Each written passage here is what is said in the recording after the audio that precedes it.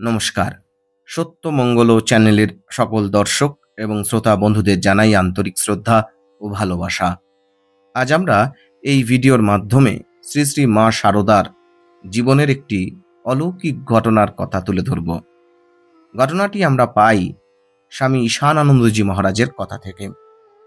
শ্রীহট্টের জনৈক ভক্ত সুরেন গুপ্ত শ্রী শ্রী মায়ের সেবার জন্য একটি দুগ্ধবতী গাভী খরিদ করিয়া দিয়েছেন।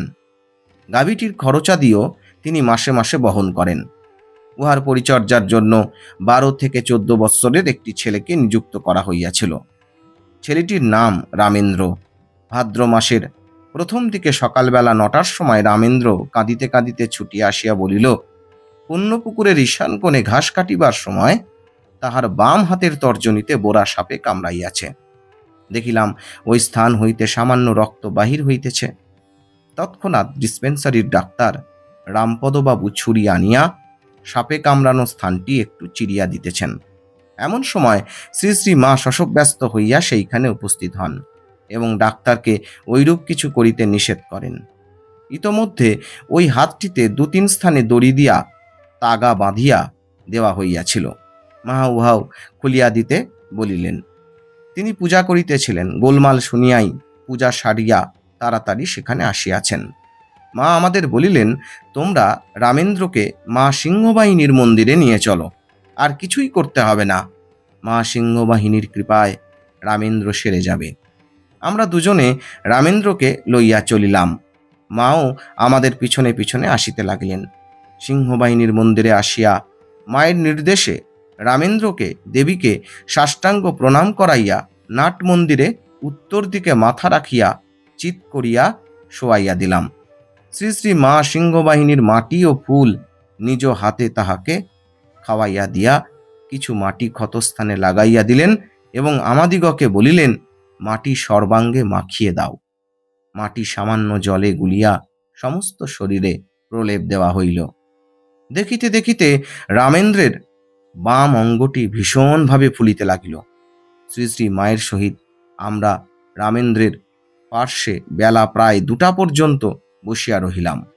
কিছু পরে সিংহবাহিনীর পূজা হইয়া গেলে মা নিজ হাতে ঘোল ও সিংহবাহিনী দেবীর চরণামৃত মিশাইয়া সামান্য সামান্য খাওয়াইতে লাগিলেন। তারপর মা বাড়ি আসিয়া আহারাদি সম্পন্ন করিয়া আবার 3টা নাগাদ রামেন্দ্রের কাছে উপস্থিত হইলেন। আমরা পালাক্রমে কেহ না কেহ সর্বদা উপস্থিত আছি। সন্ধ্যা নাগাদ রামেন্দ্রের শরীর এত ফুলিয়া গেল যে মনে হইল এবার বুঝি চামড়া ফাটিয়া যাইবে।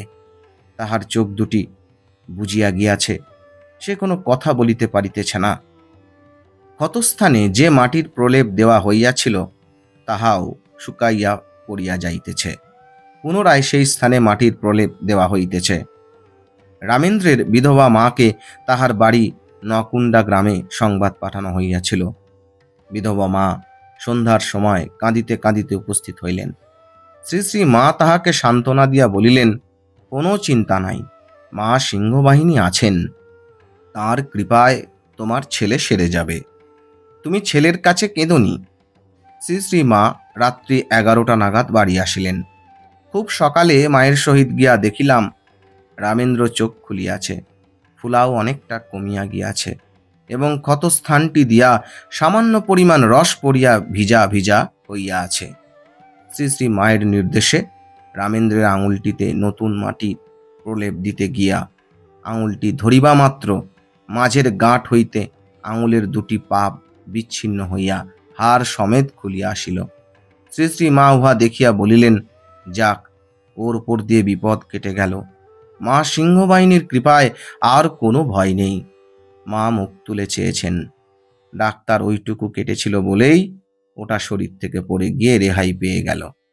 আঙুলের ওই অংশটুকু হাড় সমেত পচিয়া গিয়া দুর্গন্ধ হইয়াছিল। রামেন্দ্র ধীরে ধীরে সুস্থ হইয়া বৈকাল নাগাদ বেশ স্বাভাবিকভাবে কথাবার্তা বলিতে লাগিল।